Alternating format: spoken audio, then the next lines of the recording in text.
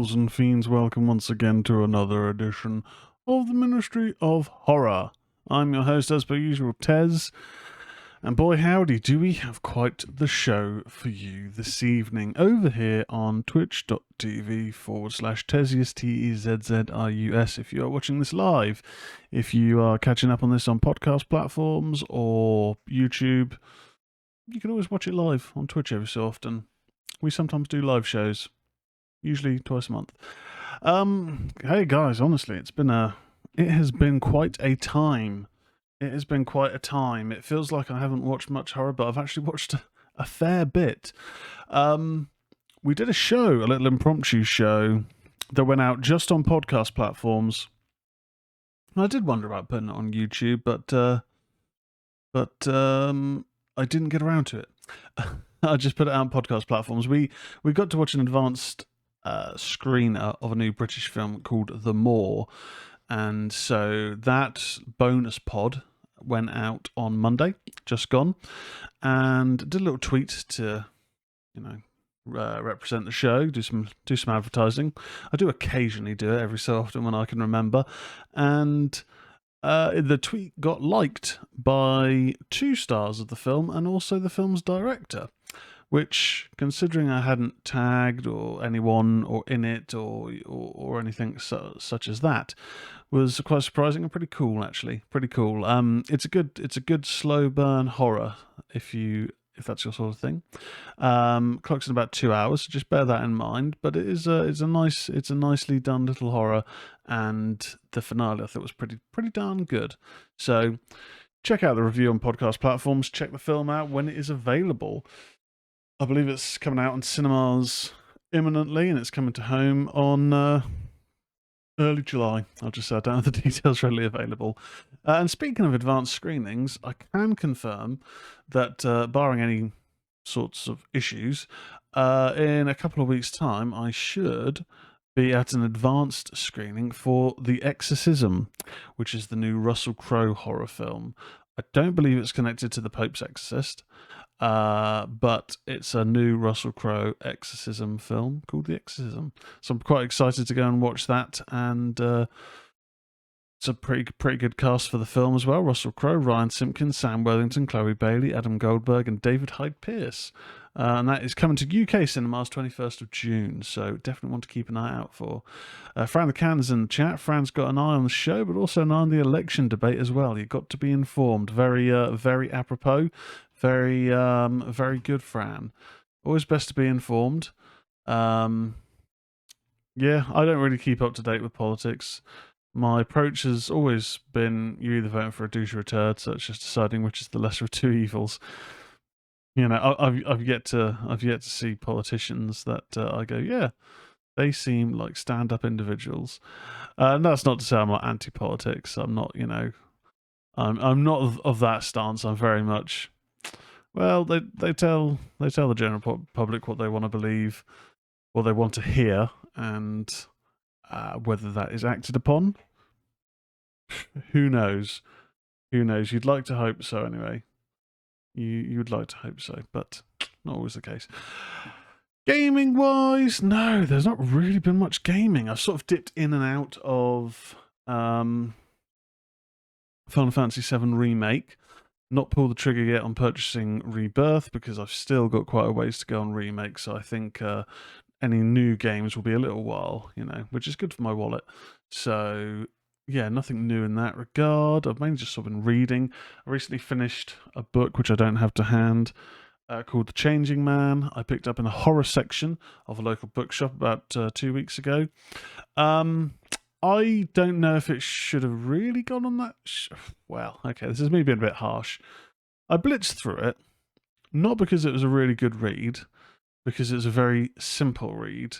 It certainly was more young adult horror than horror, and that's not necessarily a bad thing, but I could tell straight away that, very early on that this book's probably leaned more towards a teen audience. It's quite basic in its narrative. There's some horror stuff going on later on, but it is very, very light on the horror. 2 out of 5 I gave it on Goodreads. Yeah, fine. fine. That's all I can say. Fran in the chat asks if I've seen the latest trailer for Maxine yet. I've not seen that yet. I'm aware that a new trailer dropped, but I haven't watched it yet. I think with Maxine, because I know I'm going to watch that because I really enjoyed X, I really enjoyed Pearl. I've seen the initial trailer, so I don't want to see any more. I want to kind of go into it knowing as little as possible, because for both X and Pearl, I really didn't know much going into them.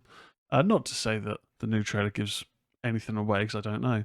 But yeah, I'm definitely going to be giving that a watch. Eddie the Beast is in the chat as well. Hey Eddie, how's it going? Hope you're doing well. Hope you guys have both been catching up on your horror, whatever form that may take. Outside of that, I think last week, it was probably the end of last week, I got around to Child's Play 3, the third Chucky film from the box set I picked up a little while ago. We did a retro review a few shows back of Child's Play 2, and that was a lot of fun. Child's Play 3, I do enjoy it. It just is a little bit more of a slog.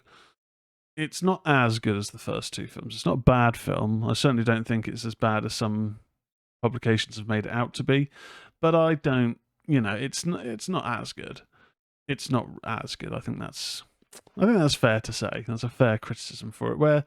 Where Child's Play 2 was a 7.5 or an 8 out of 10. I can't remember what I gave it. Child's Play 3 is like a 6.5. At most a 7, but I'd probably say 6.5 is where I'm gonna be at. But yeah, so not much on the gamings. But film-wise, we do have some reviews for this show. So I finally got around to watching the First Omen. That had dropped onto Disney Plus, which is quite fortunate actually. I'd been meaning to rent it now that it's coming to at-home rental, or now that it's at-home rental, but it's at-home rental at that kind of premium price where it's still a bit more expensive than your general, prime £4.50 rentals.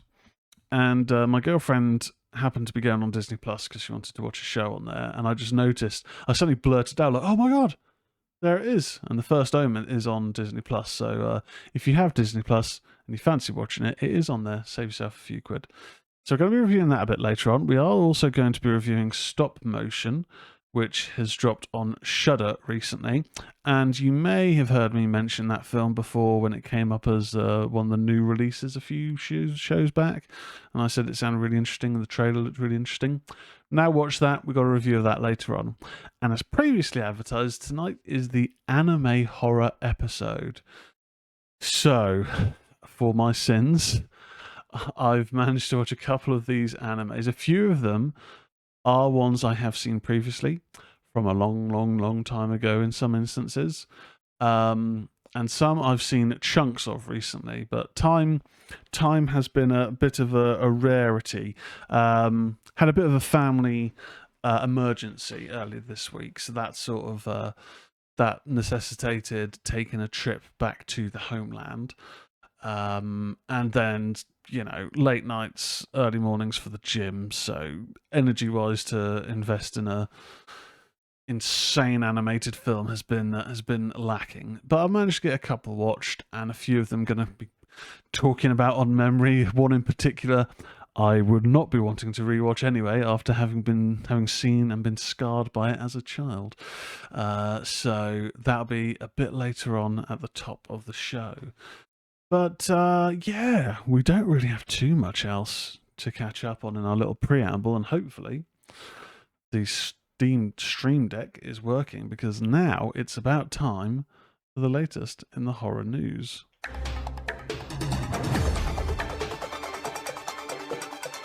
This is the news!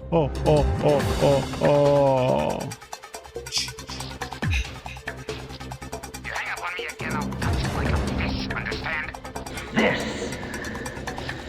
is God.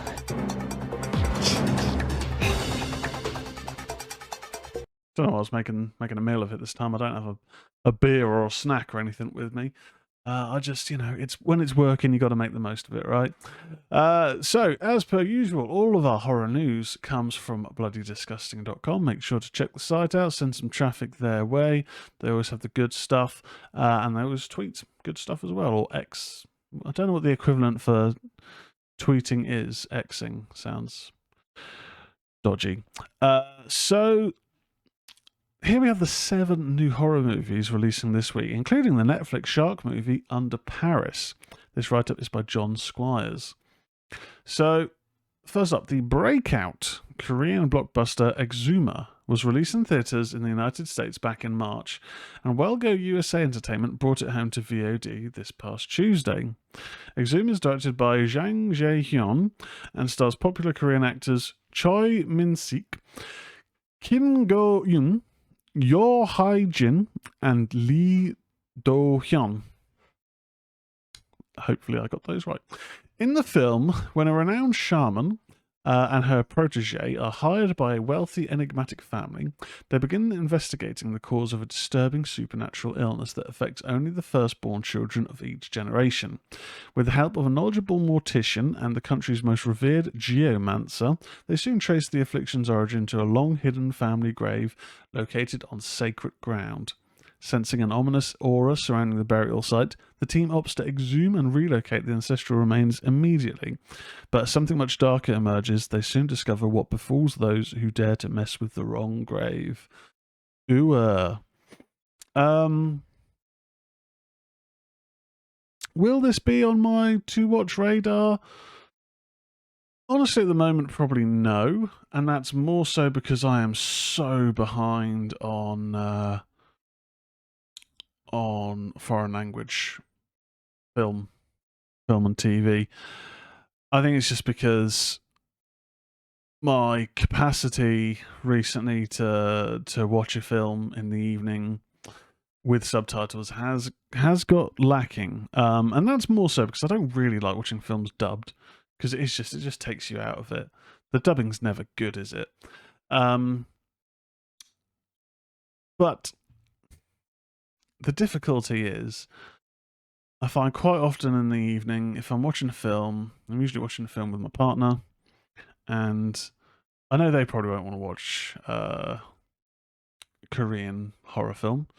And for me, I just find, I think it's also where I've been getting up very early for the gym and each day of the week, that I want to turn my brain off. If I'm going to watch a film in the evening, I kind of want to turn my brain off. Does mean I'm missing out on quite a lot of good horror films from around the world. But at the same point, I just haven't found that I've got the mental bandwidth to be reading the subtitles, and that's something I probably need to work on. Is just finding that balance to get in a foreign language film more often than I currently am. But not at the moment.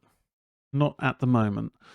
Next up, Desktop Entertainment kicks off their summer slate with a North American VOD release of Insane Like Me? Which is now available on Amazon, Apple TV, and other outlets. Director Chip Josselin's Insane Like Me? Is a supernatural thriller about a combat veteran who returns home after a tour of duty overseas. He becomes the lead suspect in his girlfriend's disappearance and is subsequently wrongly convicted and incarcerated. 9 years later, he is released from the mental asylum. He returns home to find the truth and settle the score. The horror film is a Bankhead Productions feature from a script by Britt Bankhead. Bankhead stars and produces alongside Grace Patterson as former lovers whose complicated past is nothing compared to what lies ahead when they reunite.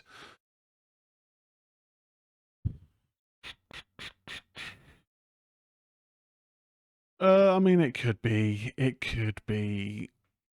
decent. The synopsis doesn't fill me with much interest, but it could be decent. I mean, funnily enough, getting completely mentally sidetracked, with regards to Disney Plus and seeing the First Omen was on there, they also had in their recommended section Criminal Minds, which all of Criminal Minds is on Disney Plus. And there's a little banner thing saying season 17 coming, I think, July, or at the end of this month, which is very exciting because if people know the show, they know that I love Criminal Minds, and we did an episode on it a little while ago. So, fans of Criminal Minds, the new season is coming sooner than I thought. I may well have got that completely wrong, but I'm sure I noticed that as well, and I thought, ooh, more Criminal Minds. Anyway, let's move on. We'll have a quick look at what's going on in the chat. So, Fran's been busy at work. Glad it's the weekend. Eddie's been looking at the gameplay of the Killer Clowns from Outer Space game. It's definitely similar to Dead by Daylight, but with better graphics. Okay. And Eddie also says, you've got it working again. I remember last time it wasn't working, yes, and that filled me with rather a lot of annoyance. But we've got our tidbits working, which is good. So next up, Indie director Bruce Wemple, who did Monstrous and Dawn of the Beast. Don't know if I've seen Dawn of the Beast, but Monstrous, was that the Christina Ricci film? Is back with Dredd's latest horror movie, The Hangman, which was released onto VOD outlets on Tuesday. In The Hangman, during a camping trip from hell, a father battles a murderous cult and a bloodthirsty demon known as the Hangman to save his kidnapped son. Lindsay Dressbach, Richard Launello, Jefferson Cox, Daniel Martin Berkeley, and Marcellus Starr. Full synopsis is, to mend their troubled relationship, a middle-aged door-to-door salesman, Leon, takes his teenage son on a camping trip into deep rural Appalachia. Appalachia, that's what I was trying to say on a previous review show, and I could not remember that word. Little do they know of the mountainous region's sinister secrets. A local cult has summoned an evil demon born of hate and pain, known to them as the Hangman, and now the bodies have begun to pile up. Leon wakes up in the morning to discover that his son is missing. Leon must face the murderous cult and the bloodthirsty monster that is the Hangman. Okay, yeah, I mean, that sounds like that could be a pretty fun and violent horror. It's a Dread release, like Dread Central, but a Dread release for a horror film.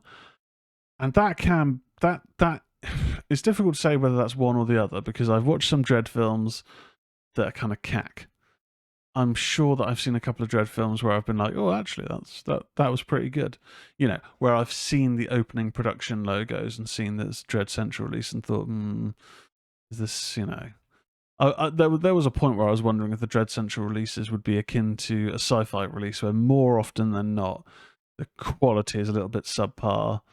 Eddie the Beast in the chat. The greatest horror movie is The Return of Tezz. Ooh.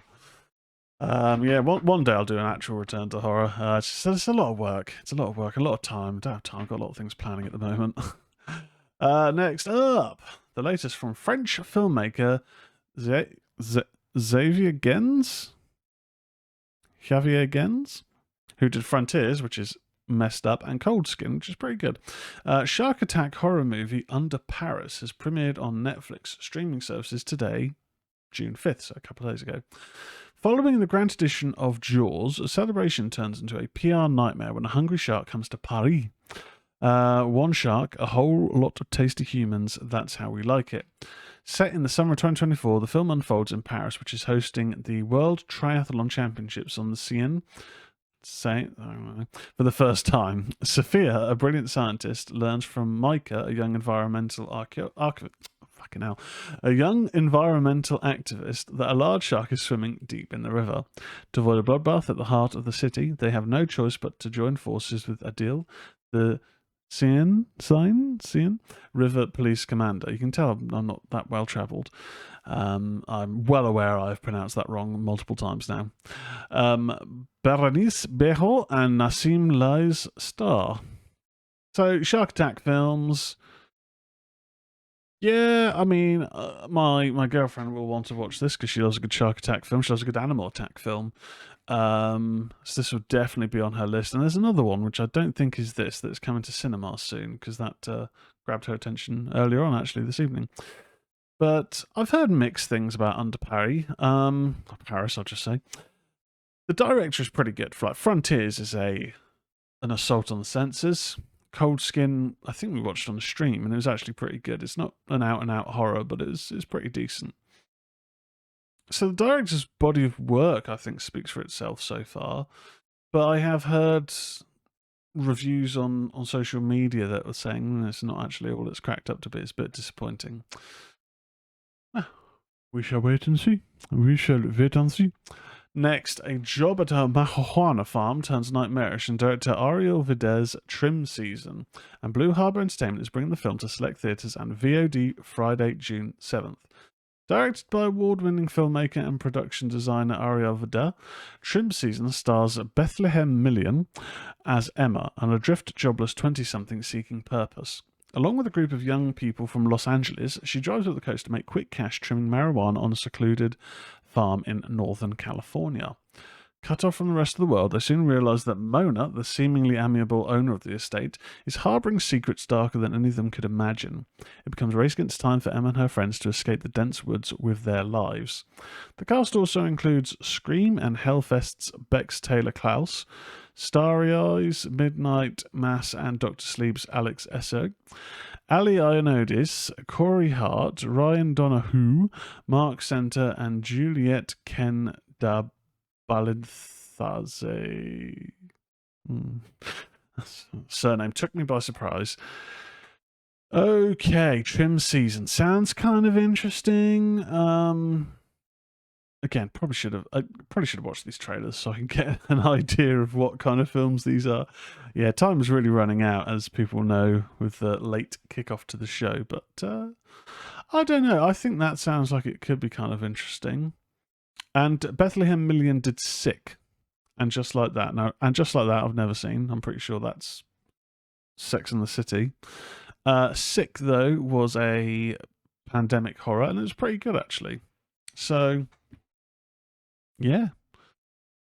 Oh, it wasn't directed by them, but it stars Bethlehem Million, who is in those two things. Right, okay. But the director was award-winning. So, I don't know what they won awards for. It sounds like it could be good, is the main thing. So, next up. God, we've got quite a few. Oh, just two more. Next up, based on the novel by John Ajvide Lindqvist, who did Let the Right One In, Neon's horror drama Handling the Undead is expanding into movie theatres in select cities on Friday, June 7th. Handling the Undead is a drama with elements of horror about three families, a story about grief and loss, but also about hope and understanding of what we can't comprehend or control. In the film, on a hot summer day in Oslo, the dead mysteriously awaken, and three families are thrown into chaos when the deceased loved ones come back to them. Who are they, and what do they want? A family is faced with the mother's reawakening before they have even mourned her death after a car accident. An elderly woman gets the love of her life back the same day she has buried her. A grandfather rescues his grandchild from the gravesite in a desperate attempt to get his daughter out of her depression. Thea Vistendal directed the film with a script by John Ajvide Lindqvist in collaboration with Thea Vistendal, Renat Rins, Anders Danielsen, Lee, Bjorn Sundqvist, Bente Borsen, Baha Pals, and Inessa Daugster star. So, I've read the book. So, the original Let the Right One In is an incredible horror film. Let Me In, or whatever the American remake's called, it might also be called Let the Right One In. It was fine. It wasn't as good. But the original Let the Right One In is based on a novel by John Ajvide Lindqvist, and it is a brilliant novel. It's really quite dark, and there's a lot more detail in the book than the film can explore, which is always the case. Obviously, you can go to a lot more backstory and detail in a novel than you can in a film. There's runtimes to consider. So I would be quite interested in giving this one a watch. I've not read any of their other novels. Eddie in the chat, you saying the names is just making me laugh out loud. This is just pure comedy. Yeah, well, we've only got one more film to go through, and hopefully the name's like John Smith, something like that. But the novel itself is incredible, and I haven't read any of their other books, but I'm pretty interested by this, I have to say. Now, the concept sounds eerily similar to, there was a series, I think it was a French series, that came out a few years ago, and I think there was an American remake, which is always the case. I can't remember what the name of that series was, but that had a whole school, I think, died on a bus accident, and there's a certain period of time that passes before the dead then start returning. I think it might have just been called The Returned, or The Returns, The Returning, something like that. But that sounded kind of similar. I mean, it's not a new concept of the dead coming back to life, but it is slightly rarer when it's the deceased returning. You know, why are they here? What do they want? But it's not necessarily like they're zombies, or on the face of it, doesn't look like they're zombies. Yeah, interested to give that one a go. Whether we'll get it in theaters over here is probably doubtful, just because I imagine it is not in an English-speaking film. But I'm definitely going to keep an eye out for it. Definitely want to add to my to-watch list. So finally, in the new films, from producer M. Night Shyamalan and director Ashana Night Shyamalan comes The Watchers, headed to theatres courtesy of New Line Cinema on Friday, June 7th, today. The film follows Mina, a 28-year-old artist who gets stranded in an expansive, untouched forest in Western Ireland. When Mina finds shelter, she unknowingly becomes trapped alongside three strangers who are watched and stalked by mysterious creatures each night. The Watchers stars Dakota Fanning, Georgina Campbell, Oliver Finnegan, and Olwen Fure. It's based on the novel by A.M. Shine. Okay, I caught the trailer for this a little while ago. I can't say it grabbed my attention too much. Nothing in that trailer made me think, oh, the mystery of this has caught me. And I that's not to say that other film trailers with a similar mysterious approach don't grab my attention. The trailer for this, I kind of just thought, I can't see this being surprising or getting me hyped up for watching it. It's, you know, it might be good, but I don't know. I wasn't won over by it, so I'm not going to be in a rush to watch The Watchers personally. That is it for the new films releasing this week. Now, next, it wouldn't be horror show without me mentioning either Halloween or Aliens.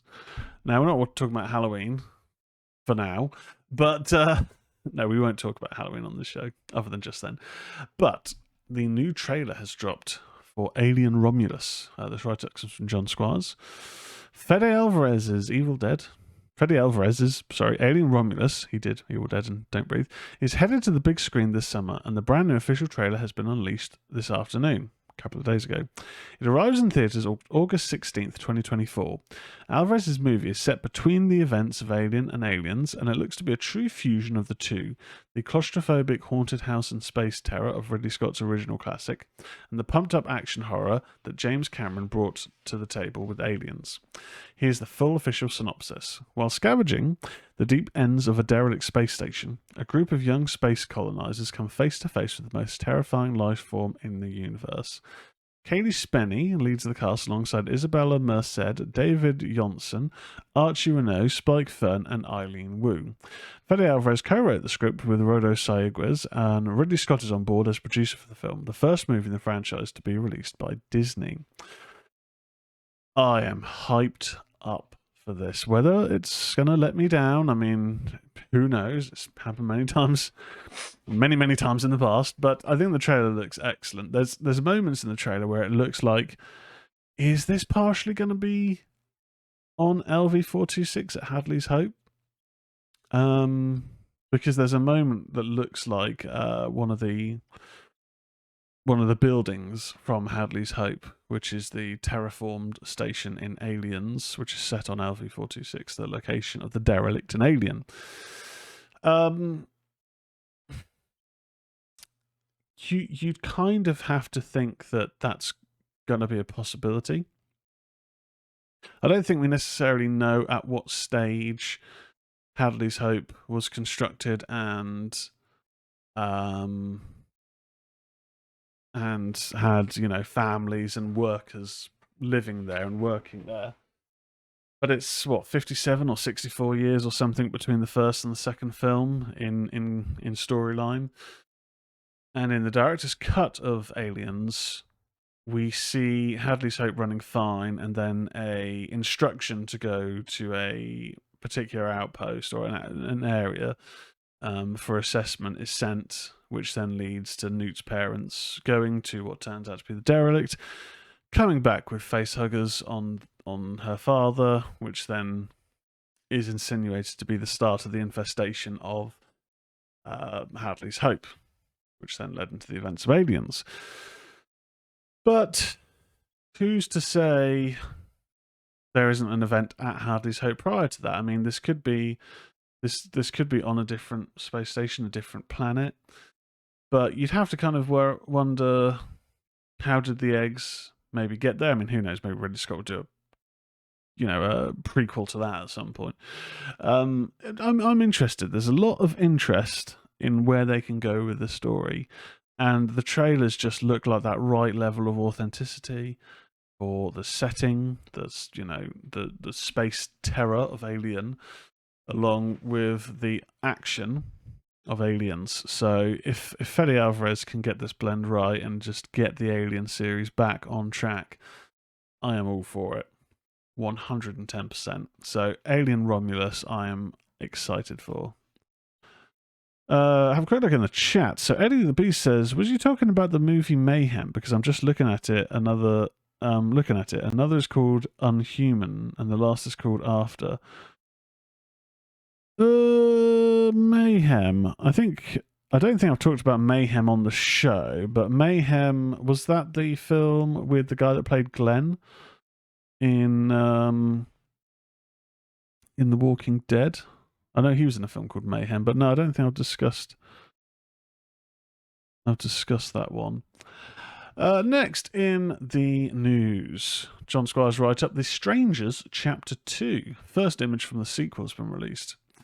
Lionsgate franchise reboot The Strangers Chapter 1 is now available on digital for $20 or rental for $25 purchase. But when can we expect Chapter 2? Lionsgate's plan is to release Chapter 2 later this year and Chapter 3 early next year, likely, with both sequels to Chapter 1 filmed at the very same time by director Renny Harlin, who did Nightmare on Elm Street 4, The Dream Master, and Deep Blue Sea. The first image from the upcoming sequel has arrived this week, giving us an idea of what's next for Chapter 1 star Madeline Petch. Her character story continues in the upcoming The Strangers 2. Forgive me for not remembering the character's name. Blame the movie. Which will again find her fighting for her life against a trio of masked maniacs. Stay tuned for release date as we learn it. In The Strangers Chapter 1, after their car breaks down in an eerie small town, a young couple are forced to spend the night in a remote cabin. Panic ensues as they're terrorized by three masked strangers who strike with no mercy and seemingly no motive. Madeline Petch, Froy Gutierrez, Rachel Shenton, Ema Horforth, and Gabe Basso star. Yeah, I've not watched Chapter 1. I don't really have a lot of desire to. It looks like a knockoff remake of the first film, and the first film I thought was fine. Not really got a desire to follow up on that. So when Chapter 1 comes to streaming, is available on a platform that I subscribe to, I'll give it a watch, but I'm not going out of my way to exchange my pound sterlings to watch it, that's for sure. So do I have an interest in Chapter 2 or 3? Not particularly. Eddie the Beast, what was you talking about with the bus crash? I think that might have been called The Return. It was a TV series, French TV series. I think it was called The Returns. I'm sure it was that, but it was a TV series. Next up in the news, a new horror adventure game, Five Nights at Freddy's Into the Pit, has been announced for PC consoles. Five Nights at Freddy fans will have another title to sink their teeth into soon. With Five Nights at Freddy's Into the Pit. And this time around, developer, publisher, Megacat Studios are doing things a little different than what we've come to expect from the series. Revealed during the Guerrilla Collective showcase, Into the Pit revolves around Oswald, who wishes that his town and his life weren't so boring. That all changes when he explores the Bull Pit in a run-down pizzeria and finds himself in the past. However, as one might expect, Oswald will encounter something that will have him questioning his wish. Rather than the usual gameplay from a Five Nights at Freddy's title, Into the Pit instead is a full-on horror adventure. You'll travel between time periods, gather clues, and obviously outrun the threat relentlessly hounding you.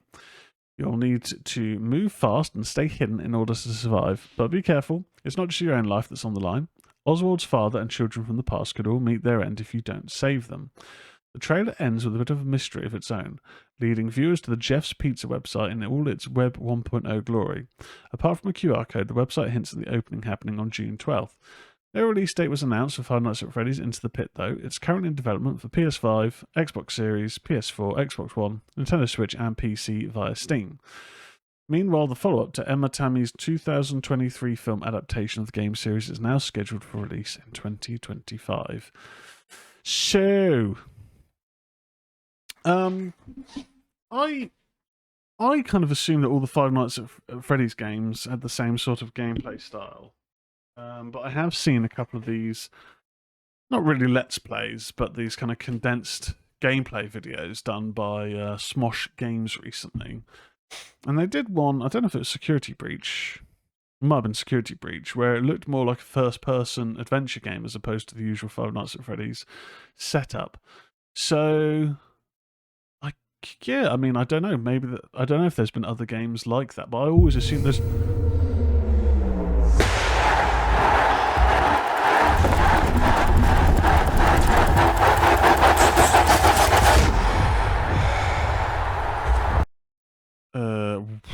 Okay. I don't know what the hell that was. I think an ad on Bloody Disgusting started playing at full volume, because in my headphones, and I imagine also on the show, you probably just heard some weird music come out of nowhere. Okay. Well, that took me by surprise. Anyway, Five Nights at Freddy's, new game coming out. Eddie the Beast, that was unexpected. I jumped 10 miles out of my bed. Yeah, I was a little bit taken aback by that. Okay, yeah, I mean, that certainly worked me up. Am I playing Five Nights at Freddy's right now? I don't know. Next up in the news, this is something for Lawrence, former Ministry of Slam host and multiple-time guest on this show. Comes from John Squires. A brand new Ghostbusters animated series is coming soon to Netflix. Originally announced 2 years ago, a brand new Ghostbusters animated series is in the work at Netflix. And Sony Pictures Animation let us know tonight that it's coming soon. The official Sony Animation account tweets, "There's something strange in the neighborhood. A supernatural comedy series based on Ghostbusters is coming soon to Netflix. This is the first we've heard about the new animated series since it was announced back in 2022, so it's good to know that it's still on the menu. Stay tuned for more as we learn it." Last we heard, Jason Reitman is producing the series. The Ghostbusters franchise has of course made a mark on the world of animation in the past, with the real Ghostbusters in the 80s and Extreme Ghostbusters in the 90s. So, I am interested in this. I don't know what approach they're going to go. If it's going to be a new cartoon series of the Ghostbusters with new animation styles of the characters of the Ghostbusters. If it's going to be new Ghostbusters, kind of similar to how Extreme Ghostbusters had a new class, or what? I have a feeling. Obviously, animation takes a long time, so who knows? But I wonder if there's going to be any influence on the success, or I assume success, of X-Men 97. Because X-Men 97 was the first animated show that I've watched in a long time, where for a long while I've sort of thought, I need to watch some more animation. I haven't watched animation in a long time. But I grew up with the X-Men, the animated series, with Spider-Man, then to a lesser extent, Silver Surfer, Fantastic Four, Incredible Hulk. I think there was an Iron Man series, but who cares about Iron Man? Or back in the day, who cared about Iron Man prior to the Marvel films? But the X-Men 97 series really tapped in to X-Men 1992, like the original animated series, not just in the animation style and the opening being very, very much on point, and even the end credits being basically exactly the same as they were in the original series run. But the fact is that it had modern stories adapting or doing a version of an adaptation of multiple storylines from the last 30 years. Characters included that are a bit more modern. But whilst it had an approach where it wasn't gory or uber violent, it had a more mature approach because it knew that the fans that grew up with the original series are going to be the ones coming to watch this. And it would then introduce, obviously, a whole new audience to it, but there's that older fan base. And hopefully that same similar sort of approach is taken with the real Ghostbusters. I mean, part of the appeal with the new Ghostbusters series, I should say, part of the appeal with the real Ghostbusters and Extreme Ghostbusters, which I know a lot of people didn't like, but I enjoyed it. I mean, some of the characterizations were a little bit on the nose, but the stories, like the episodes, were really good. There was like even a Hellraiser sort of esque episode. As Fran says in the chat, I hope it's not too heavy on the comedy. The ghosts need to be a bit creepy. I hope that's what they do. I hope that they, you have moments of lightheartedness, but you also have to make the ghosts kind of creepy. And some of the standout episodes for me of the real Ghostbusters and Extreme Ghostbusters were the ones that were a little bit creepier, a little bit more unnerving. When you see them as a kid, you're like, oh, God. That thing's terrifying. I mean, they're not really, because you look at the animation style, it's very cartoony. But the setup, the music, everything makes quite a creepy scene. So hopefully they go that route. I agree. Eddie says in the chat, says it should be called Casebusters. Fran says, nope, they offed my fave X-Man in 97. Sure, he went out like a badass, but they snuffed him. Well, if we know anything about Marvel or comics adaptations in general, no one ever really dies. So I wouldn't be surprised if the timelines got messed up or something, or alternate realities, whatever. There's always a way. But yeah, I enjoyed 97. I enjoyed that. And last bit of news, again animated. John Squire's write-up, Timothy Olyphant voices the Terminator in Netflix anime series Terminator Zero. Originally announced back in 2021, Terminator the anime series over at Netflix is now titled Terminator Zero, and all episodes will premiere on Netflix August 29th, 2024. Terminator Zero comes from showrunner, executive producer, writer Mattson Tomlin, and we've learned tonight that Timothy Olyphant will voice the Terminator. While you wait, check out some brand new sneak peek images below. The anime hails from Japanese animation studio Production IG, who did Ghost in the Shell. The 8-episode series is part of the Terminator universe, but will center around new characters. Here's the synopsis. 2022. A future war has raged for decades between the few human survivors and an endless army of machines. 1997. The AI known as Skynet gained self-awareness and began its war against humanity. Caught between the future and this past is a soldier sent back in time to change the fate of humanity. She arrives in 1997 to protect a scientist named Malcolm Lee, who works to launch a new AI system designed to compete with Skynet's impending attack on humanity. As Malcolm navigates the moral complexities of his creation, he is hunted by an unrelenting assassin from the future, which forever alters the fate of his 3 children. Launched in 1984, James Cameron's original action slasher, the Terminator franchise today includes 6 films and a short-lived spin-off television series. The franchise did head into the world of animation with Terminator Salvation, the Machinima series back in 2009, a web series. That series took place between the events of Rise of the Machines and Salvation. I never saw that. I was never aware of that. I wasn't that fussed with Salvation. Never rewatched it. Maybe it's alright. And Rise of the Machines I've talked about previously. Didn't really like it. So, but this looks kind of interesting. I mean, the Terminators are kind of ripe for anime because you can imagine that they'd end up doing some just gnarly kills because anime can kind of get away with anything, as we find out later on. But yeah, I'd be interested to watch this. And Timothy Olyphant is a great actor, so him providing his voice to the show, yeah, I'll give it a watch for sure. And that, Ghouls and Fiends, is the end of our horror news.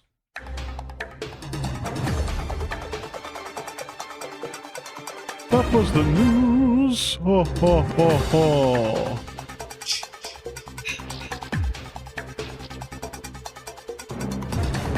Boom, there we go, bosh. So that is it for the horror news this week. Let's jump into the first of our 2 reviews, and that starts with The First Omen. First Omen is a 2024 American supernatural horror film directed by Akasha Stevenson, who co-wrote the screenplay with Tim Smith and Keith Thompson from a story by Ben Jacoby. It's a prequel to The Omen from 1976 and the sixth film in the Omen franchise. The film stars Nell Tiger-Free, Tawfiq Baham, Sonia Braja, Ralph Ineson, and Bill Nighy. The plot follows an American woman sent to work at a church in Rome who uncovers a sinister conspiracy to bring about the birth of the Antichrist. It was released theatrically in the United States by 20th Century Studios on April 5th, 2024. Wow, so it's out in April and it's already on Disney Plus. That is quick. The film received positive reviews from critics and has grossed $53.7 million worldwide. So we'll kind of just start reading the blurb on this. We'll go into the highs, lows, my thoughts, and opinions, and then my score. Father Brennan presses Father Harris about an occult conspiracy. The shaken Harris gives Brennan a photograph of a baby with the name Scania inscribed. Something happens very Omen-esque, I won't say what.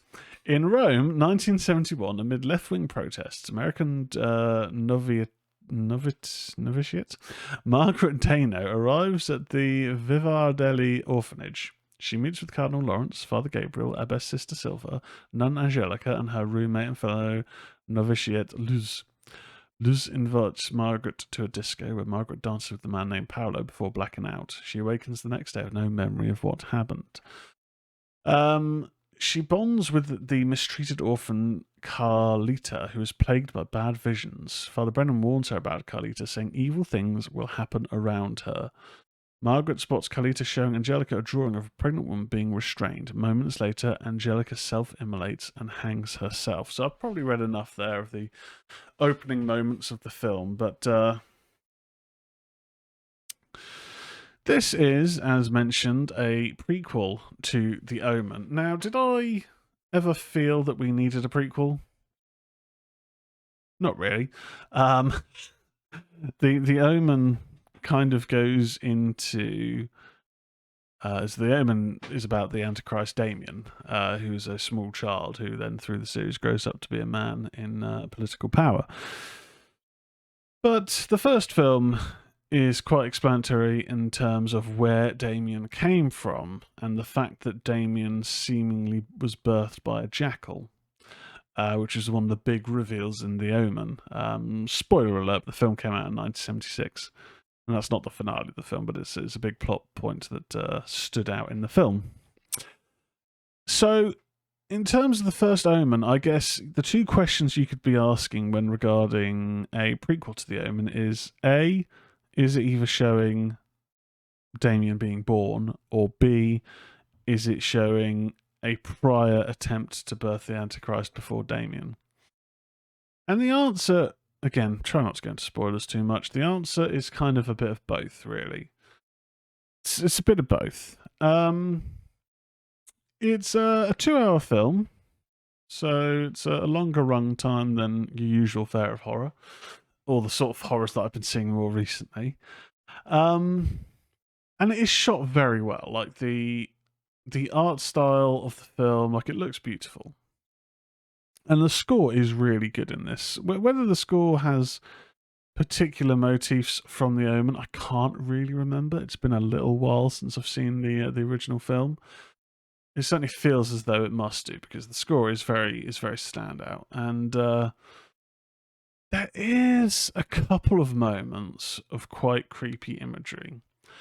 This does do what newer, at the point of their releases, newer horror films do like to do, which is have a particular scene that stands out. And there is a moment during a vision of a birthing that will kind of, I guess, be the freaky moment of this film. If it does get the notoriety or renown further down the line, it will be for that scene in particular.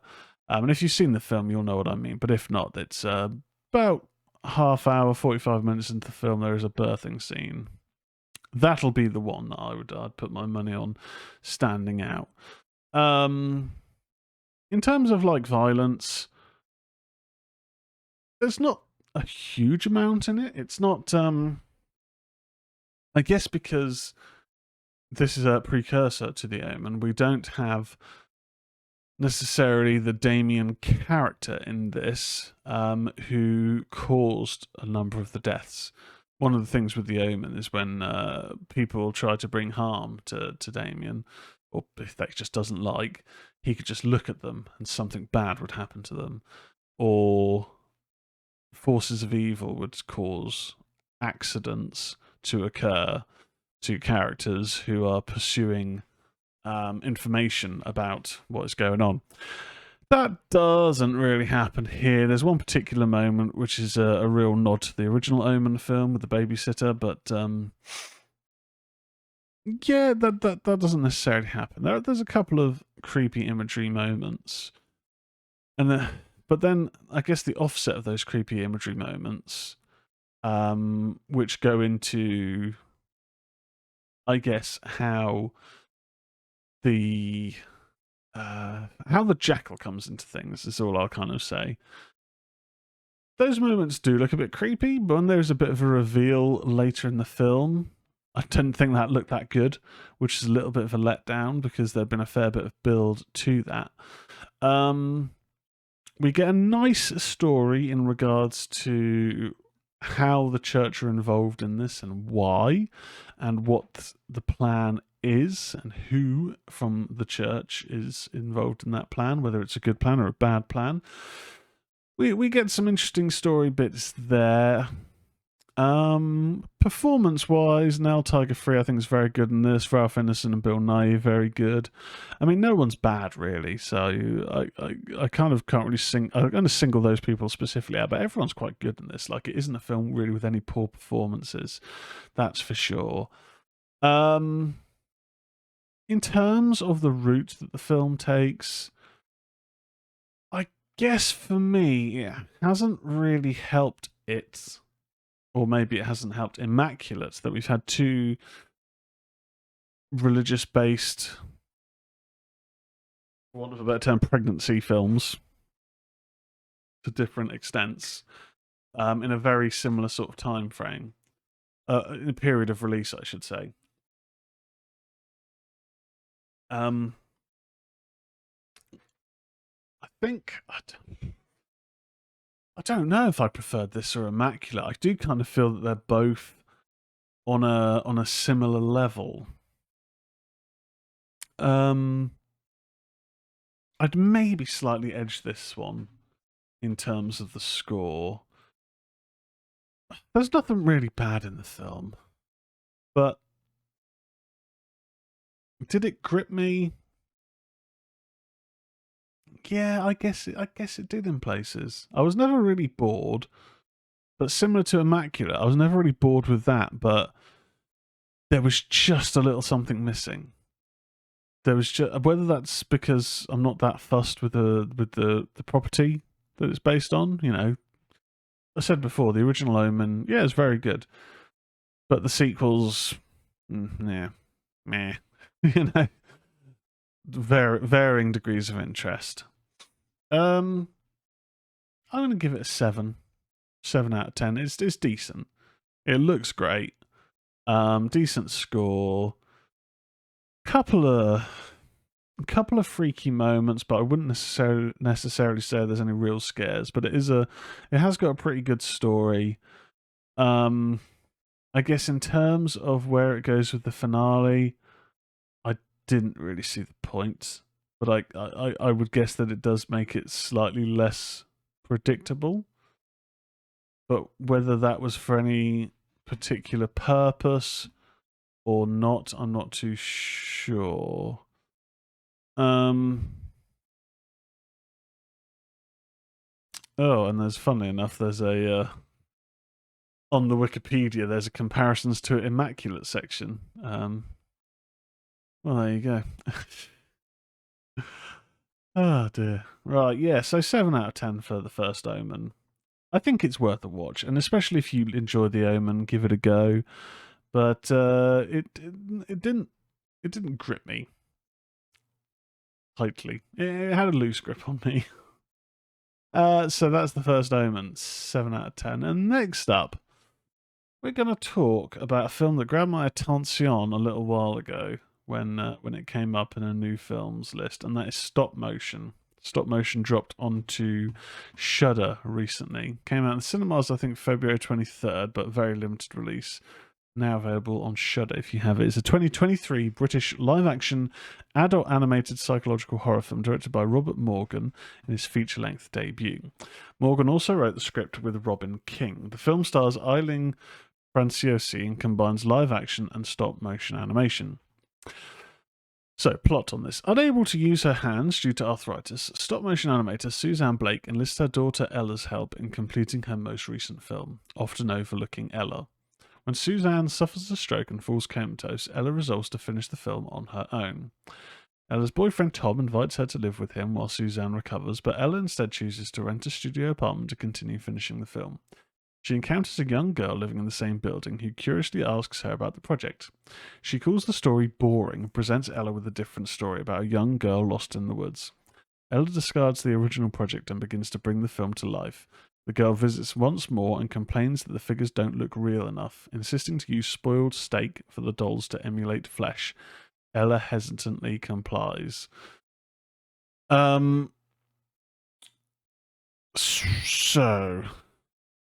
Eddie in the chat says, imagine seeing someone who has a face like that. Ugh. This is a weird film, and if you've seen the trailer, you'll get the idea it's a weird film. I mean, the stop motion moments in this film are quite disturbing. Some of the live action moments in this film are quite disturbing. It is an interesting film it's essentially about a woman's crumbling psyche, whether that's just crumbling under the pressure of trying to live up to her mother's renown, whilst also trying to show her mother what she can do, because her mother is pretty cruel to her in this film. She's a nasty piece of work who,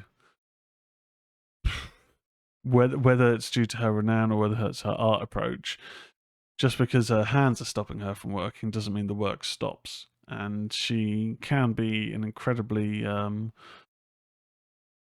harsh work foreman, essentially. There's some really quite strange moments in this film. There's a lot of strange moments in this film. There's a moment when she appears to be on some sort of she's on drugs at a party, or she appears to be on drugs in a party, and a guy in this party gets a glass smashed over his head during a little bit of a fight, and Ella starts playing with his wound, starts putting her fingers in his wound. Yeah, weird.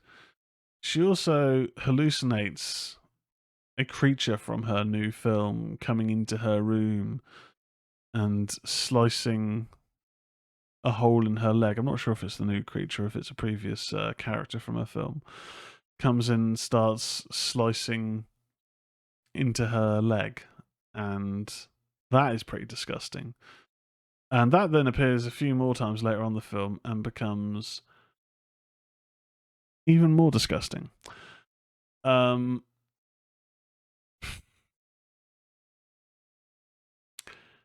Yeah. It's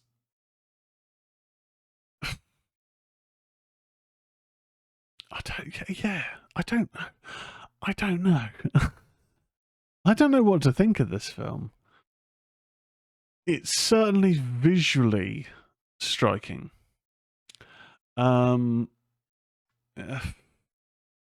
Do I think it might have been better as a short film? I don't know. It's an hour and a half, but it does plod along at times. I don't know if that is because, I mean, a lot of the film is just incredibly dark. We rarely seem to see any daylight in this film. A lot of it is from her room making her film, or talking to people in her house or at their houses or at a club. We don't really see much daylight in the film, so it's just a lot of darkness.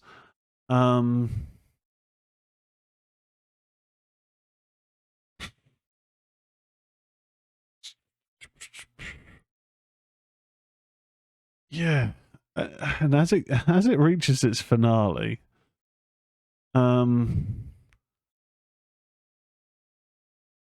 it just, oh my god, some of the things that happen in this film as this woman's psyche is rapidly deteriorating are just quite shocking. But they're done in quite a tactful way. But it's still quite shocking. I mean, someone gets their face kind of eaten away by a monster, to put it in as lighter terms as possible. But did I enjoy the film? I don't know. I don't know. I don't know. The difficulty is, did this film stand out to me more than The First Omen? And I shouldn't really be comparing the two films. They're very different films. There's no sort of connection between them. It's not like comparing Immaculate and The First Omen, you know, two films set around religion, childbirth, Italy in the same sort of time period. But in terms of, did I enjoy this more than The First Omen?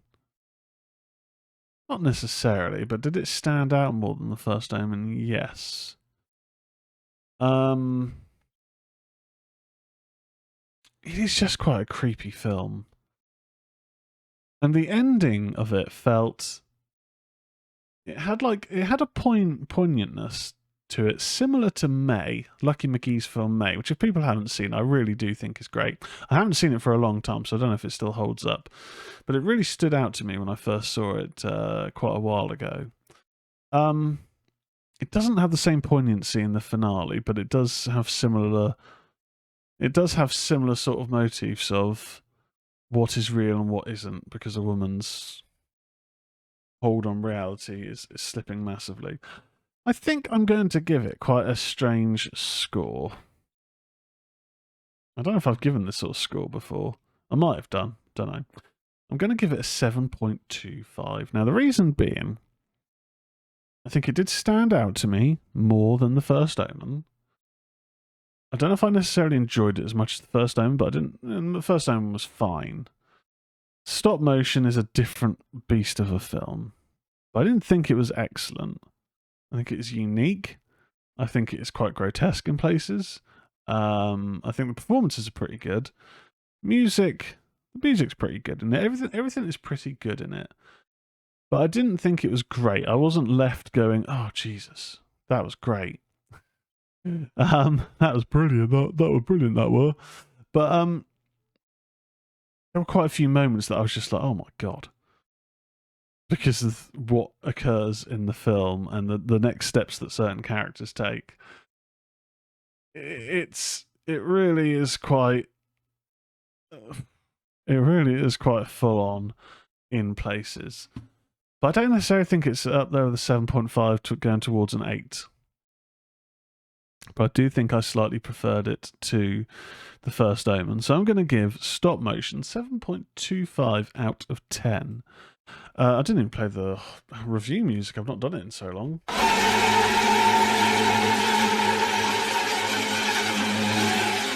There was the review music. And now that the reviews are done, we're going to do a featured presentation, which it feels like I haven't done one for ages, but it's not been that long. Anyway, let's head over to featured presentation land.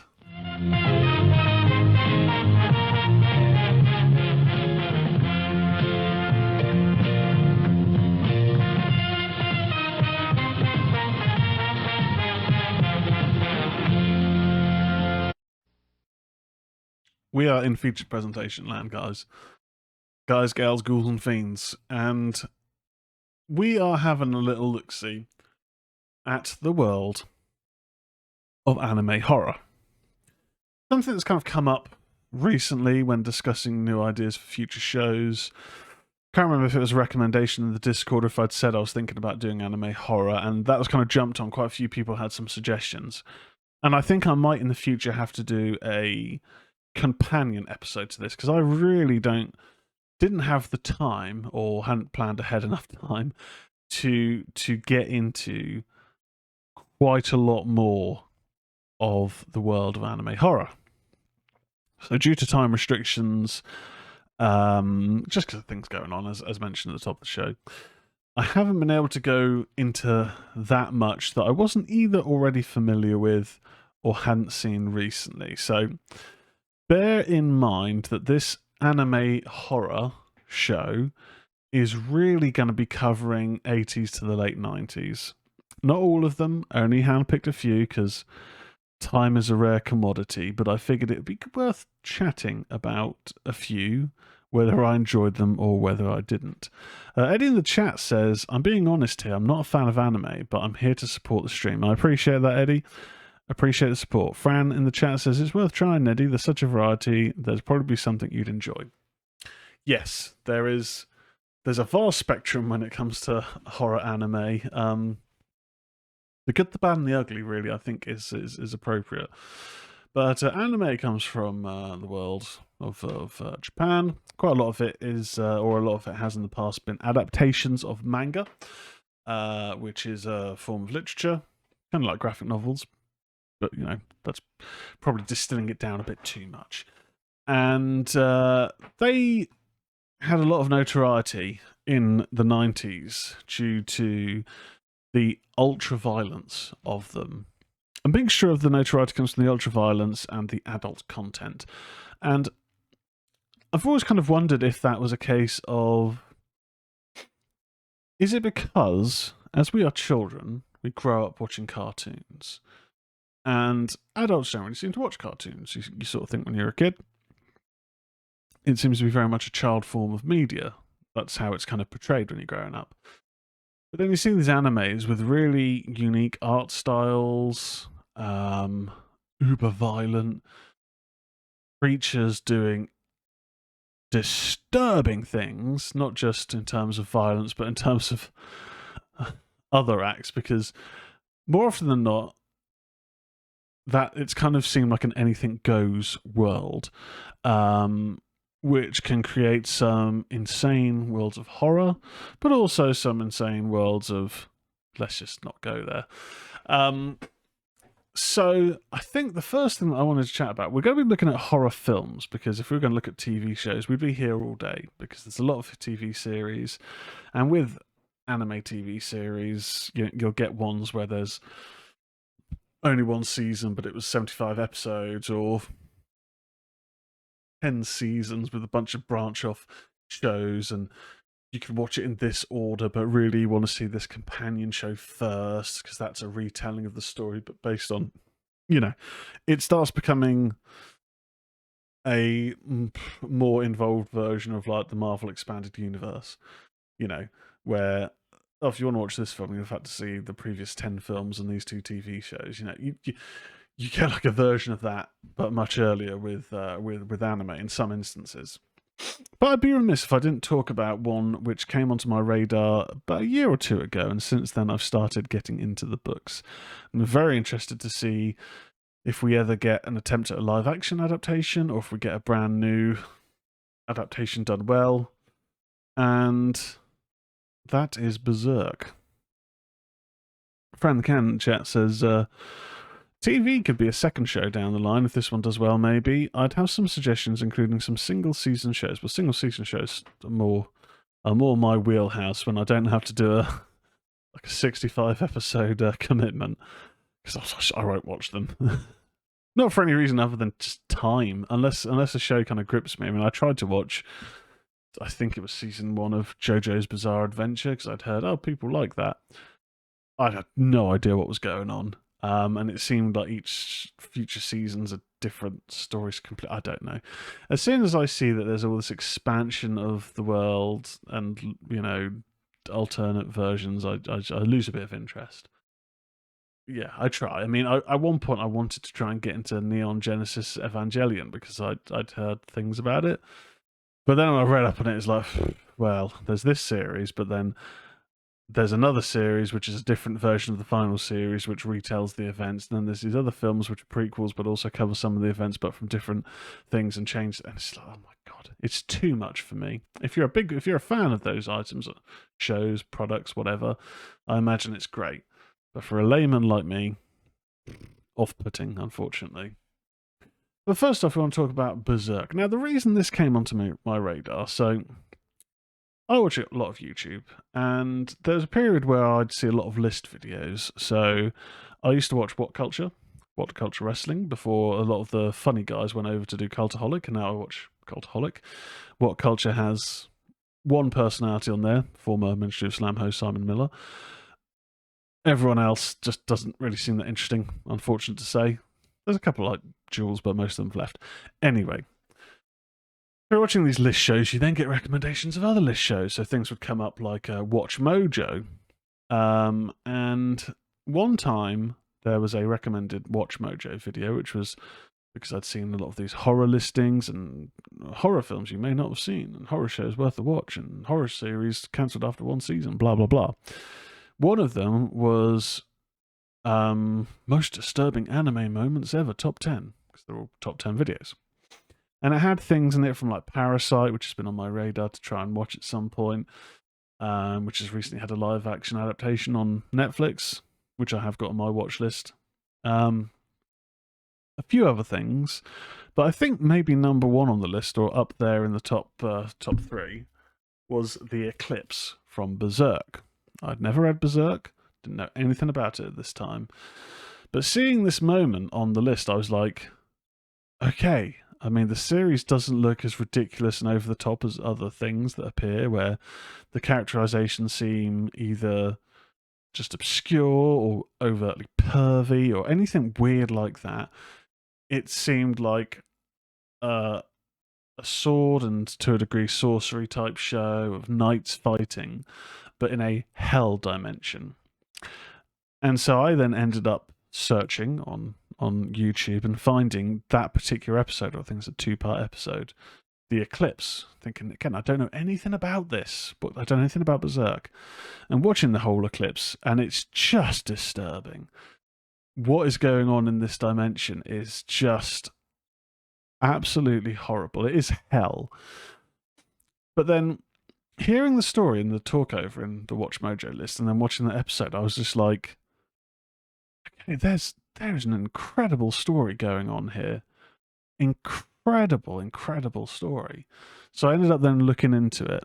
I ended up then grabbing, I don't know if you can see it, I've got books 1 to 3, the Dulux copies. It's always worth checking around on eBay, because new in shops they're about £50 per book, but I think I got mine about £25 new on eBay. So always shop around if you're looking to get into manga, and that's my first experience of actually reading manga. But it's an incredibly dark, brutal, and brilliant story, focusing on a character called Guts. And in 1997, there was a TV series adaptation of Berserk, and this covered I believe, the Golden Age. I can't remember all the different ages, but we're introduced to modern Guts before then going into Guts' backstory. And Guts he's a lone warrior who's got one eye and one arm, and his other arm's got a crossbow shooter on it. But he is a badass acolyte hunter, and acolytes are these demons from a hell dimension. And he's going around a medieval world. He's had a horrible backstory. And then through the show, the original 1997 adaptation, over 25 episodes, we uncover his story as he grows up to be a mighty warrior, joining a group called the Band of the Hawk and meeting Griffith, who's the leader of that group. And the expansion of where that story goes. I won't say too much in case you want to watch the show, and I believe it is all available through YouTube or Crunchyroll, I think it is. And there's been other adaptations later on which have not been that well received due to terrible CGI. But if you're ever thinking about getting into a kind of medieval knights and demons and hell, uber violent, give Berserk a go. Just the whole story leading up to the eclipse, and the eclipse is one of those moments that becomes infamous, is just absolutely mind-blowing. The only negative I would say is that the series ends on such a cliffhanger. I don't necessarily know why they did that, considering the series starts with Guts post the eclipse, but for whatever reason, it ends just on a real cliffhanger ending. But they do kind of continue. They do have other adaptations which cover the eclipse and go post eclipse as to what occurs there. But the CGI series isn't very good. Fran in the chat says the fan remake project that I posted the trailer for looks promising. Yes, if that can stick the landing, then holy moly. There's a fan remake of the project where the trailer looks absolutely brilliant. It has the art style of the 1997 anime series, and definitely worth a watch. But yeah, if in doubt, just Google or YouTube the Eclipse Berserk, and yeah, it's pretty sickening, but it is brilliant, absolutely brilliant. So the first film I'm going to get chatting on is Vampire Hunter D. Now, I had been recommended Bloodlust, the 2000 release, but I'd already had this in my to watch list on a platform where an English dub of this was available. And so, due to the time restrictions, I didn't have time to watch both. So I have watched Vampire Hunter D, the 1985 film. It's a Japanese fantasy horror OVA film. What does OVA actually stand for? Original video animation, there we go. Produced by Ashi Productions in association with Epic Sony Records, CBS Sony Group, and Movic. Screenplay is based on the first in the long-running series of light novels written by Hideyuki Kikuchi. Built by the Japanese producers as a dark future science fiction romance, the film, like the novel before it, is set in the year 12,090 AD in a post-nuclear Holocaust world where a young woman hires a mysterious half-vampire, half-human vampire hunter to protect her from a powerful vampire lord. Yeah, so first off, this is a pretty quick film. It's 18 minutes long, and it never really lags. Pretty much straight into the action from the off when a wannabe vampire hunter or demon hunter has her horse killed by first being attacked by this weird worm thing and then by a massive werewolf. Poor horse. As soon as the horse started getting attacked, I was like, oh, no. Leave the animals alone. But we have some real striking animation cells in this, and I'm going to be particular to say cells. The appearance of this enormous werewolf is pretty striking. The appearance of the Count, a 10,000-year-old vampire called Count Magnus Lee, is pretty striking. D, who is our vampire hunter, who, and I can't remember if this mentioned it in the film, I don't think it did, he has a mouth on his hand. Like, it's not just that's where his mouth's on his face, but he also has a talking hand that can eat things. They may have discussed it, but I probably had this on in the background, to be honest. And he has been enlisted to save a young woman, Doris, who's been bitten by this vampire lord. So she hires Dee to kill the vampire and save her from becoming one. And in doing so, he then becomes a bit of a target for the vampire's minions, the vampire lord's minions, in the vampire world. There are some pretty good fight scenes in this. The demonic creatures, as with a lot of anime films, are quite horrifying in terms of their mutations. I guess it's one of the things that I noticed with some of the films that I have seen in the anime style is just how do they think of these mutations? Like, it's one thing when people say, oh, you know, people that write horror, how do they do it? How do they think up these things? It's horrible. Like a killer stalking around and stabbing up people. That's just nasty.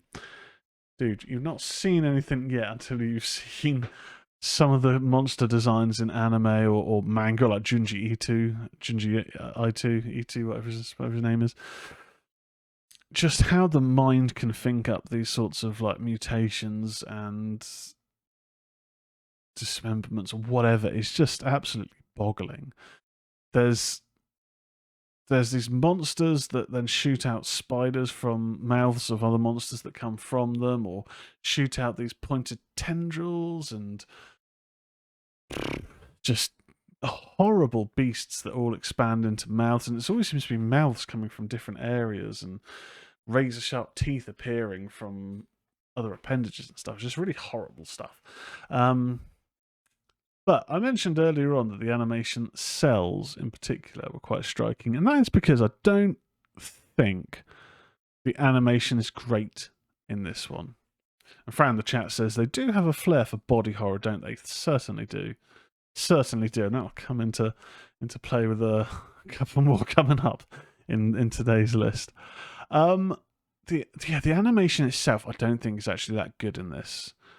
A lot of it is kind of fairly static images with a lot of the, I don't know how best to describe it. I don't know if you could say like a Dragon Ball Z approach, where to display mass amounts of huge power or moving fast, you have a background of flashing imagery, but the foreground of the character animations are pretty static. And that happens a lot here, where someone looks somewhere and the background's going crazy, or there's like a big swinging up the sword, and then everything in the background is going crazy. I don't know if that was a animation style approach or if that was a budget limitation. I'm not too sure, but there's a large moments of the actual animation itself that is kind of a bit poor. The story itself is pretty good. The characterizations are pretty good. The monsters, as we see when he gets into the Count's lair, are horrible, and that's going to come up a lot in talking about anime. Is the monster designs are just gnarly, but the actual animation itself, I think, left a bit to be desired. And it did fall into a trapping, which we're going to go into a little bit more in the next couple of films, of the almost, I guess, necessity, which always just taints the project a bit more, of just random nudity in there. It just has always felt a bit weird in a cartoon, and that's one of those things that puts a lot of people off anime. Is because there's just the assumption that it's the same as hentai.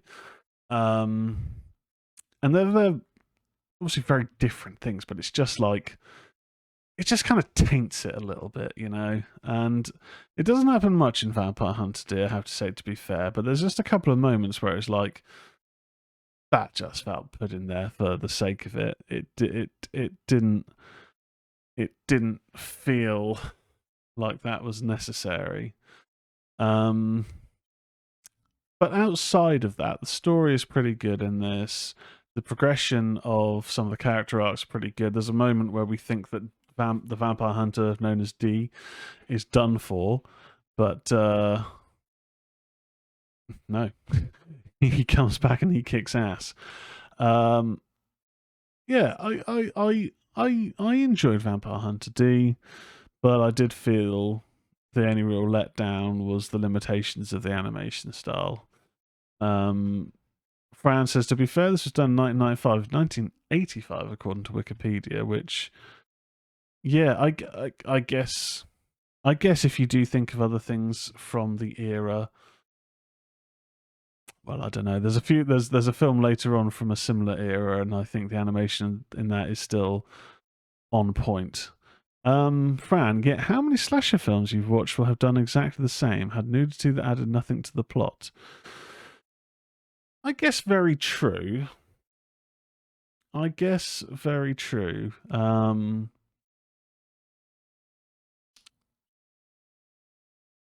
But I suppose it's just because of the medium. Like, as opposed to just it being a director choice, a stylistic choice, a production choice, whatever, of I don't know. Instead, someone's had to draw that. I don't know. It just, I guess it's a fair comment. But it's, yeah. I mean, I'm not going to say in slasher films it's tactful. I'm not going to put that argument in it, but yeah, it does feel quite tactless in anime and slasher films, I guess. Um, Eddie the Beast says in the chat, "I'm still here, by the way. Just don't know any of these animes." Oh, trust me, there's going to be more that you probably don't know, and for good reason. We're going to be talking. If, we, if we're going to be talking about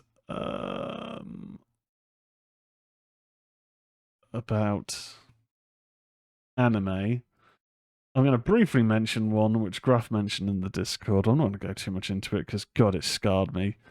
Yurtsuki Doji, Legend of the Overfiend.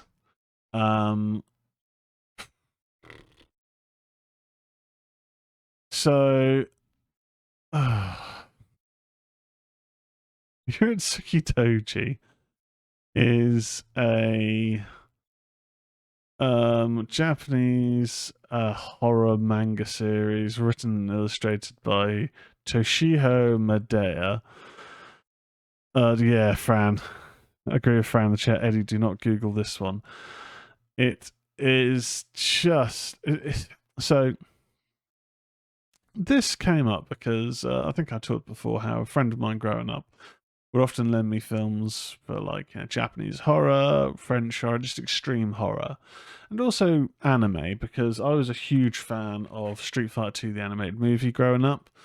And from there, I then, at the very start of the VHS, there's an advert for manga, which is like the distribution label. So not what would always confuse me back then was I assumed what I was watching was a manga, but it was a manga release of an anime. Because manga itself is the art form, books, but it's also a distribution. Anyway, and so other films I'd get lent, a few coming up shortly.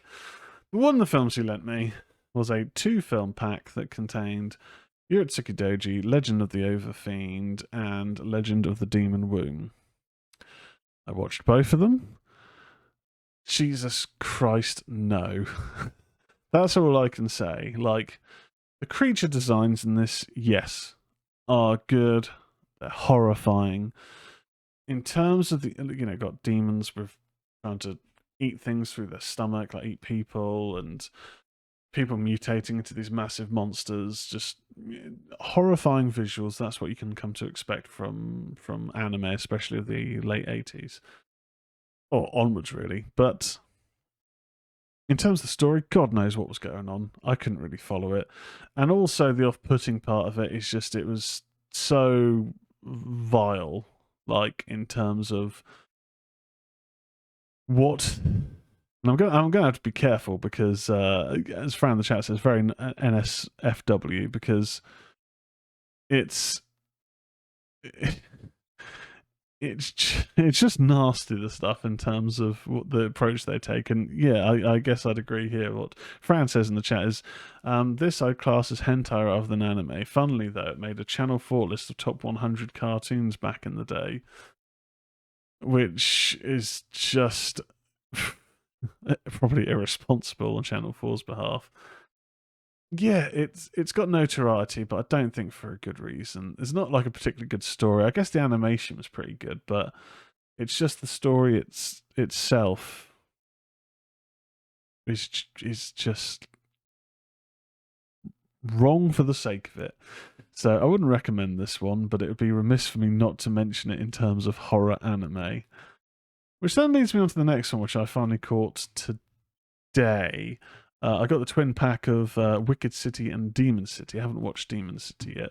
But Wicked City is a Japanese dark fantasy action horror film produced by Video Art and Madhouse for Japan Home Video, based on Blackguard, the first novel of the Wicked City series by Hideyuki Kikuchi. The film is the solo directorial debut of Yoshiaki Kawajira, also serving as the character designer, storyboard artist, and animation director, and a key animator. The story takes place towards the end of the 20th century and explores the idea that the human world secretly coexists with the demon world, with a secret police force known as the Blackguard protecting the boundary. With its confluence of gothic themes and graphic erotic violence, Wicked City is today considered a prime example of science fiction anime from Japan's bubble economy period. Yeah, I mean, you can watch this on YouTube. Not that I'm advocating that. But this is certainly a step up from Urotsuki Doji. Yes, it does have that adult world of animation, but it also has a pretty good story, actually. There's two worlds. There's like a demonic world and the human world, and there's kind of like a police force that are managing the gates between the two worlds, known as the Blackguard. And straight away you're introduced to some really quite creepy mutations and demons. There's a woman that starts mutating, as seen on screen, into like a spider woman with a mouth in a terrifying place for a mouth to be. And there's other moments of these. There's like a guy, his head detaches and his head's part of this mutation, and his head starts running towards a captive character with his eyes are like kind of coming off as like prongs, like pronged eyes that then open up into mouths. Like, talking about the prior thing of just insane body horror and mutations, it really does fall into that realm. Eddie in the chat, there's some weird crap in the anime business, isn't it? Trust me, we are getting through. We are getting through some of the weirder ones. We're getting them out of the way. But through this film, we do get some funny characters. There's a guy called Giuseppe Mayart, who is a 200-year-old mystic who comes up with some absolute nonsense, but it's actually pretty funny in this.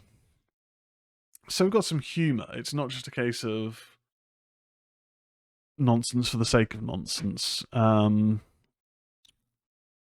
the violence is pretty on point for this one. I've not read any of the books they're based on. You know, not surprising. I've only read some of Berserk, or a small portion of Berserk. But the animation is pretty good in this, I would have to say. The fight scenes are they're pretty violent without being uber violent. Like, there's nothing in this film which is super disturbing, although some of the transformations are like, how do they think of these things? But there's nothing which left me thinking like, nope, that's too much, nope. Whereas Urotsuki Doji, there's a fair amount of that. But now we are kind of onto more of, I guess, the pinnacles of the art form. These aren't necessarily, neither of these are out and out horror. They're more, there's a bit of body horror, but more action and then thriller. Of course, I can't have an anime episode without talking about Akira, 1988, Japanese animated cyberpunk action film. But I'm including this because there is body horror in this. Directed by Katsuhiro Otomo, produced by Ryohei Suzuki and Shunzo Keita, and written by Otomo and Izo Hashimoto, based on Otomo's 1982 manga of the same name. Set in a dystopian 2019, it tells the story of Shotaro Kaneda, the leader of a biker gang whose childhood friend Tatsuo Shima acquires incredible telekinetic abilities after a motorcycle accident, eventually threatening an entire military complex amid chaos and rebellion in the sprawling futuristic metropolis of Neo-Tokyo.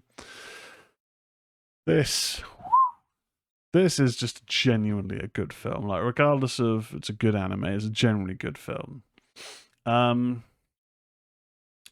As kind of mentioned there, it's following a character's mental breakdown as he's learning that he has these telekinetic abilities, akin to the title character, Akira, who doesn't really actually feature in the film. Now, what I will say is whether it's just my attention span or whether it's just that I haven't seen that many in the grand scheme of things, Akira is one of those films that I love from the first time I've seen it. I have had to watch it a few times though to fully gauge what is going on.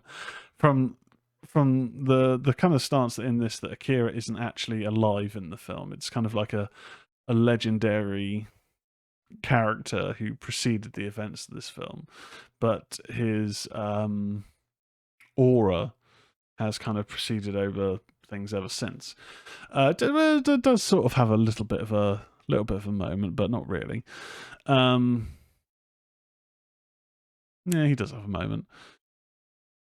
So we basically get introduced to a world that has already had a kind of almost nuclear breakdown, a world war triggered by the sudden destruction of Tokyo in 1988. A new Tokyo, Neo Tokyo, is plagued by corruption, anti-government protest, terrorism, and gang violence. So we have these biker gangs in this film. It's not uber violent, but there's a couple of moments as what's his face? God, I'm terrible with names. As Tetsuo, as his powers start becoming more and more out of control, and he starts demanding almost the leadership of this group, and feeling that he deserves it. There's a couple of moments where there's a particular moment at their hangout where I believe he ends up crushing a couple of members of the gang. And as the film starts reaching towards its climax, and his powers have become so much that his body starts, I don't really know, he's basically mutating. It becomes absolutely terrifying as Tetsuo just becomes this greater and greater mass of flesh. I mean, there's body horror, and then there's the finale of Akira. I'll put it like that. It's really something to be seen, but I think that if anyone has ever had reservations about watching any anime, Akira is the one to watch. That has to be kind of the gateway film, because as I mentioned, it is a genuinely good film. It's not just a great anime or a great animated film. It is, it's right up there. Visually stunning. It still looks incredible considering it came out in 1988.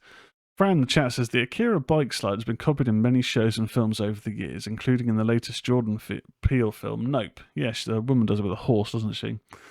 And that's finally going to lead us to what is probably my favourite of the animes that I have seen. I have picked up a copy of it, but haven't seen it for a couple of years.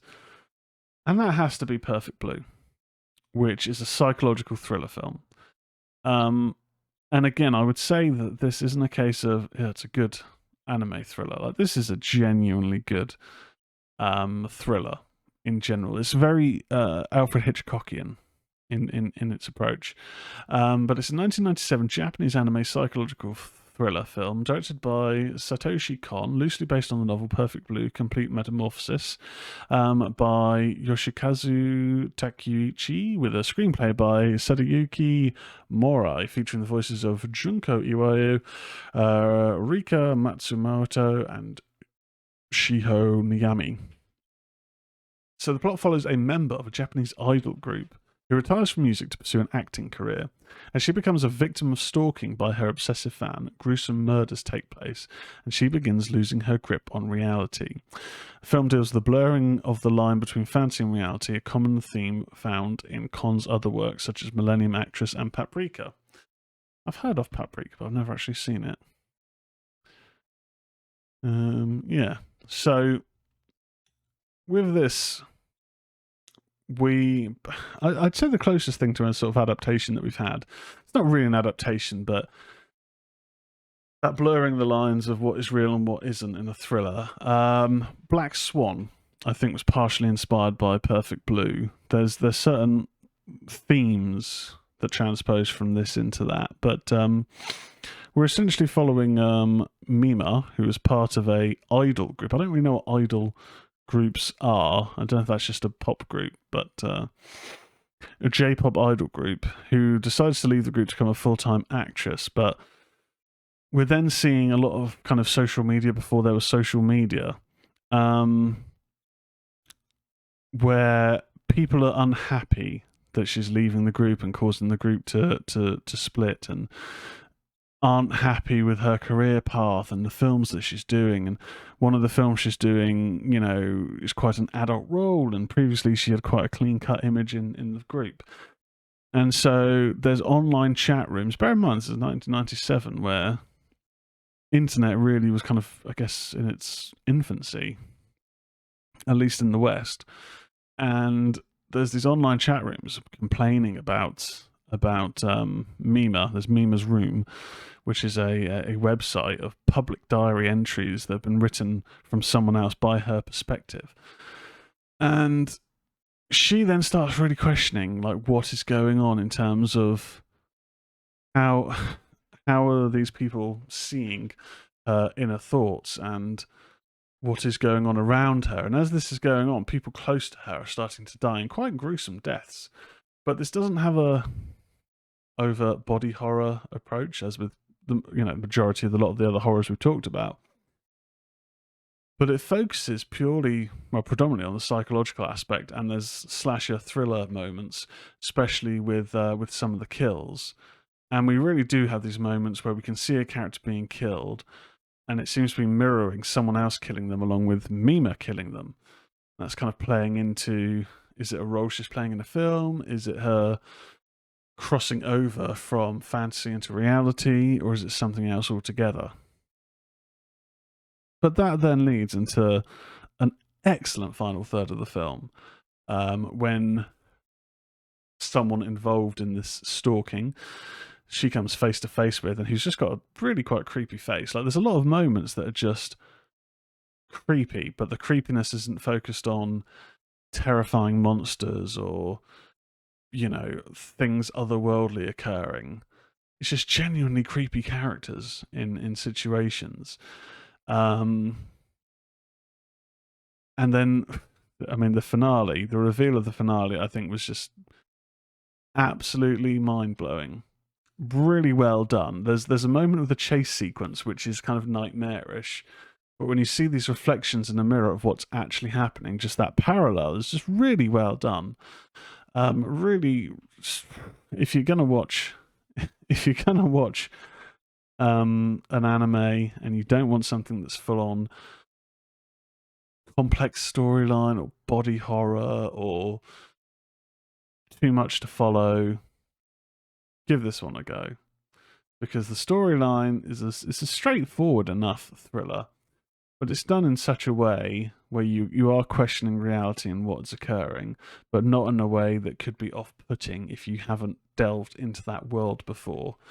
Fran in the chat says, this is a thriller that just happened to be animated. That's the thing I find. People think anime is the genre, whereas it's really just a presentation format. The twist in this is on par with the one in Don't Look Now for me. Really blindsided me the first time I saw it. I'd agree with that. Don't Look Now, I remember hearing about on shocking horror list moments and catching it late night on TV once. And it's such a tragic film.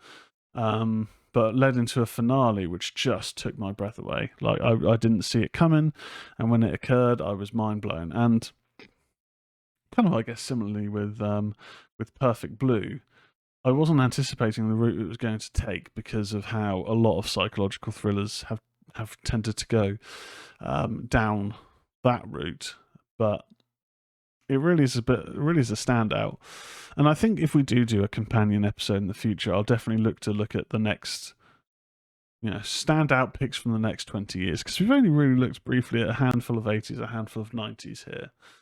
But more preparation, I suppose, in future. I didn't leave myself a lot of time, and my God, there's just a lot to try and trawl through. Some good, some bad, some terrible, some amazing. But that is it for our edition this week of the Ministry of Horror on twitch.tv/Tezz, Tezz. Be sure to check out the podcast platform. Give it a like, follow, subscribe, whatever it is you do. YouTube, this will be going out as well on YouTube. Give us a subscribe on the channel. Give the videos a like. It all helps. If you're watching this on Twitch, give us a follow. All that good stuff. Help kind of build the community up. I do need to do some more gaming on here. Yeah. One day I'll get my shit together with gaming, but who knows? One day in the future. In terms of next week is the pre-recorded week. The show is going to be getting recorded and uploaded, I think, quite early next week. I may schedule it for later, but I'm going to be recording it quite early because I'm going to download. I'll be at Download Festival, so if anyone's going to download, if you're a fan of the show, if you spot me, say hi. I'll be around. And we'll watch some music. Whoever you like there, Pantera, Electric Callboy, any of the headliners. Definitely worth a watch. Baby Metal there as well. So it's going to be a good time. And if you're watching live, hang about. I'm going to go grab a drink, but I'll hang about live. We'll talk a little bit of wrestling, and then I'll wrap out the show for the evening. But otherwise, ghouls and fiends, I'll see you again next time.